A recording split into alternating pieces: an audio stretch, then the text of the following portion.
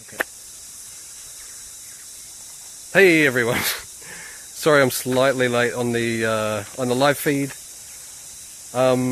Here we are in New Zealand. We're doing a double tiny house building workshop.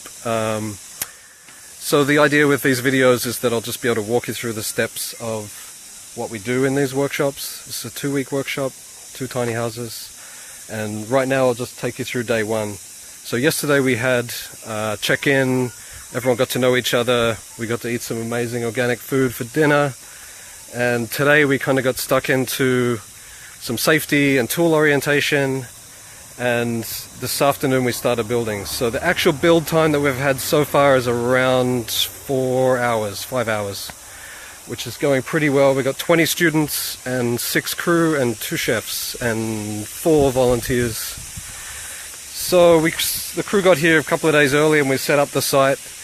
We've got our tool shed over here, our piles of lumber around.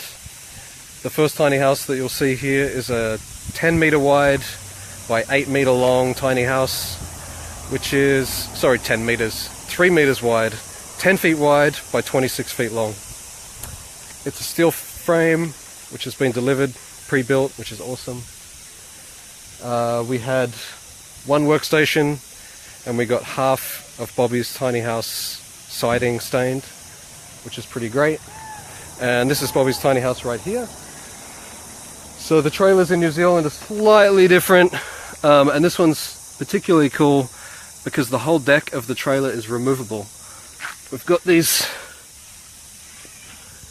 locking pins that are kind of designed the same as a shipping container, and this whole top deck can come right off and she can use the trailer for something else. So that's pretty sweet. The other thing that's different in New Zealand, which is awesome, is the trailer has this bridge kind of pattern to it, which keeps down on the weight because there's some serious load restrictions on the road for these kind of trailers. And then the commercial tires are really small too, so we're able to not have a wheel well up on the top of our deck. So what we did was we installed our floor joists and we screwed it into the trailer frame using some self-tapping metal screws. So we had all of that done. We had a crew doing that. There's some DPC or damp proof course, which is essentially a seal gasket to keep the moisture from the metal rotting our wood. And then this afternoon, well, it's all this afternoon, but we did get to insulating. Most of it we almost got done by 5 o'clock. And tomorrow we're all set up to do flooring. The back little deck area you see here is, she's got a back door to her bathroom.